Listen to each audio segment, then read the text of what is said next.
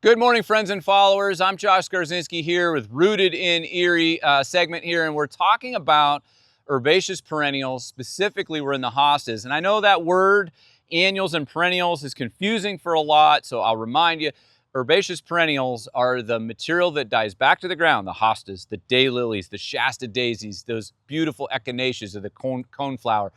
All that material is a perennial, and the material you have to plant every year is an annual. Here at our garden center, you're going to find most of the material that's outside, almost everything is going to be a perennial, comes back year after year. The trees, the shrubs, the rose bushes, the hostas, everything in the greenhouse is going to be an annual. That's going to be your impatiens and your petunias, things that in our region, once the frost hits, they're done.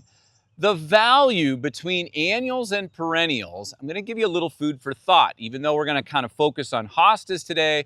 Annuals have color from the minute you plant them without ceasing. Lots of people in the greenhouse like to ask me, does this bloom all season? And I'll say, absolutely. It's an annual. As long as it's placed in the location, i.e. the sun for a sun plant, the shade for a shade plant, blooms profusely all season long.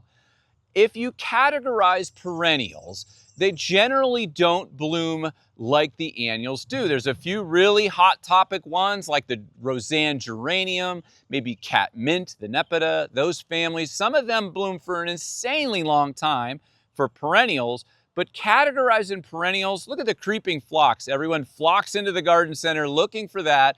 Blooms for 10 to 14 days in the early spring, and then it's a green carpet. That's it.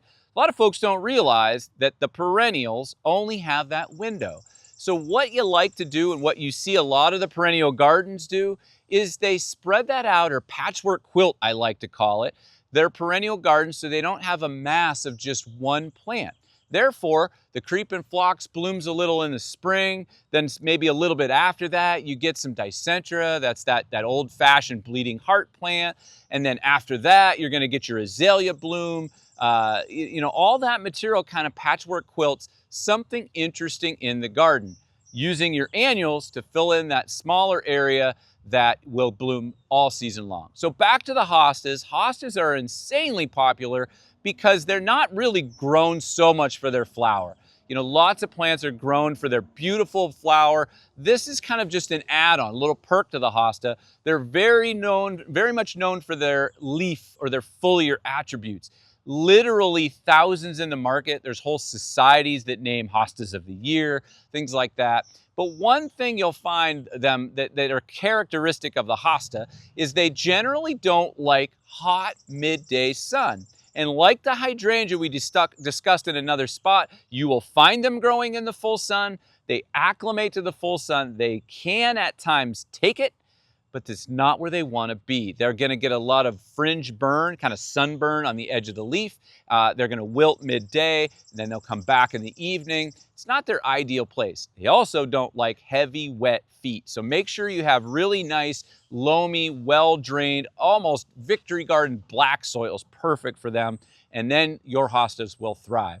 The other neat thing about your hosta plant, they can be separated. You can give them to your friends. About every 4 to 5 years, you can take that clump that has really gotten a little overbearing in its section, and you can literally chop that section in half. You can even dig the whole thing up and chop it into 10 pieces if you desire. Ideal time to do that in our region, up here on the Lake Erie area, is about mid to late August. Yeah, I said mid to late August, the peak of summer.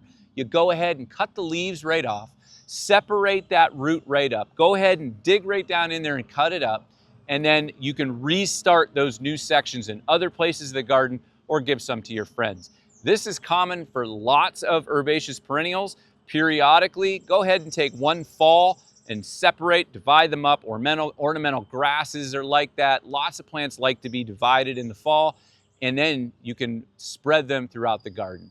When you do so, don't be afraid to add a little bone meal. Bone meal is high in phosphorus, that middle fertilizer number, which helps assist the repair and the growth of root base so they go into winter with lots of rootstock. We call that bulking in the nursery.